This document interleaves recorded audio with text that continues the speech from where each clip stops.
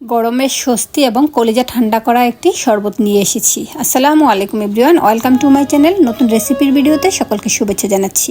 নিয়ে এসেছি সাবুদানার শরবত বা সাবুদানার ডেজার্ট।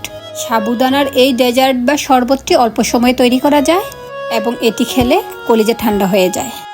এই সাবুদানার ডেজার্ট তৈরি করার জন্য প্রথমে চুলায় চলে আসছি। চুলায় একটি প্যান বসিয়ে দিয়েছি, এর মধ্যে আমি পর্যাপ্ত পরিমাণে পানি দিয়েছি। এখন এর মধ্যে 1 কাপ পরিমাণে সাবুদানা দিয়ে দিচ্ছি। সাবুদানাটা এই পানির মধ্যে সিদ্ধ করে নিব।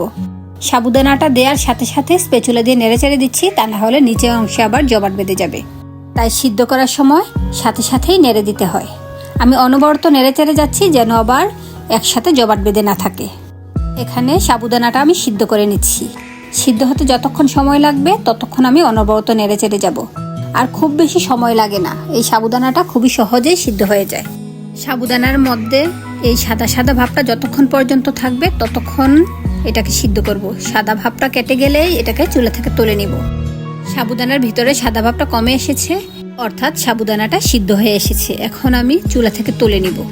চুলা থেকে তুলে একটা ছাঁকনির মধ্যে ছেঁকে নিব, আর ছাঁকনির মধ্যে ছেঁকে নেওয়ার সাথে সাথে ঠান্ডা পানি দিয়ে ধুয়ে নিব। এতে করে সাবুদানাটা একেবারে ঝরঝরে থাকবে। এদিকে চুলায় আবারও প্যান বসিয়ে দিয়েছি। এখন এই প্যানের মধ্যে 1/2 কেজি পরিমাণে লিকুইড দুধ দিয়েছি। দুধটাকে নেড়েচেড়ে জাল করে নিচ্ছি। এখন এর সাথে দিয়ে দিচ্ছি 1/3 কাপ পরিমাণে চিনি। চিনিটা আপনাদের পছন্দ অনুযায়ী দিয়ে নিতে পারেন। চিনিটা দিয়ে অনবরত নেড়েচেড়ে জাল করে নিচ্ছি যতক্ষণ না পর্যন্ত এর মধ্যে ভালোভাবে বলক চলে আসে। যদিও দুধটা আগে থেকে জাল করা, তবুও এখন চিনি দিয়ে এটাকে আবারও ভালোভাবে জাল করে নিচ্ছি। এখানে 1/2 চা চামচ পরিমাণে লবণ দিয়েছি। আপনারা চাইলে এটা স্কিপ করতে পারেন, তবে আমি এমন মিষ্টি জাতীয় খাবারে একটু লবণ দিয়ে নিই।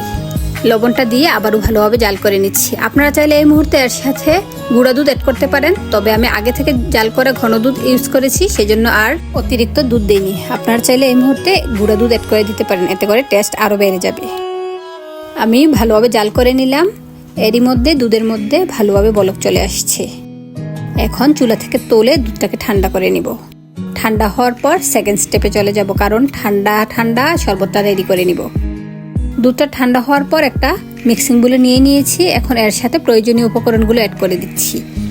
প্রথমে অ্যাড করে দিচ্ছি সিদ্ধ করে ধুয়ে রাখা সাবুদানাটা। সাবুদানাটা দিয়ে মিশিয়ে নিচ্ছি। সাবুদানাটাকে আমি ছাঁকনির সাহায্যে ছেঁকে ভালোভাবে পানি দিয়ে ধুয়ে নিয়েছি। এতে করে এখন দুধে দেওয়ার সাথে সাথে এটা ভালোভাবে মিশে যাচ্ছে। ভালোভাবে স্প্যাচুলা দিয়ে নেড়েচেড়ে এটাকে মিশিয়ে নিলাম। সাবুদানাটা মিশিয়ে নেওয়া শেষে এর সাথে এখন আমি ফ্রুটগুলো অ্যাড করে দিব।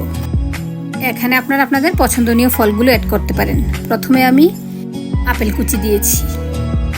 আপেল কুচি দিয়ে মিশিয়ে নিচ্ছি। এখন দিয়ে দিচ্ছি আঙ্গুর কুচি, সবুজ আঙ্গুর ছোট ছোট করে কুচি করে দিয়ে দিচ্ছি। এখানে আপনাদের পছন্দ অনুযায়ী ফল অ্যাড করতে পারেন। আমার সংগ্রহে যে ফলগুলো ছিল আমি সেগুলোই অ্যাড করেছি। এখন দিয়ে দিচ্ছি বেদানা। এই সাবুদানার শরবত বা ডেজার্টের মধ্যে যত বেশি ফ্রুট দেওয়া হয় খেতে ততই বেশি ভালো লাগে। আপনাদের সংগ্রহে যা যা থাকে সবগুলো অ্যাড করে দিবেন। সবগুলো ভালোভাবে মিশিয়ে নিচ্ছি। এটা আমি শরবত হিসেবে খাচ্ছি, সেজন্য এটা অনেকটাই লিকুইড রেখেছি। অবশ্য আপনারা চাইলে এর সাথে ড্রাই ফ্রুটও অ্যাড করতে পারেন। এখন আমি এর সাথে অ্যাড করে দিচ্ছি রুয়াবজা। আমার তৈরি করা রুয়াবজার এখানে 2 টেবিল চামচ পরিমাণ দিয়ে দিচ্ছি। এই রুয়াবজাটা দিয়ে নিলে এর কালারটা অনেক বেশি সুন্দর আসে, স্মেলটাও ভালো আসে।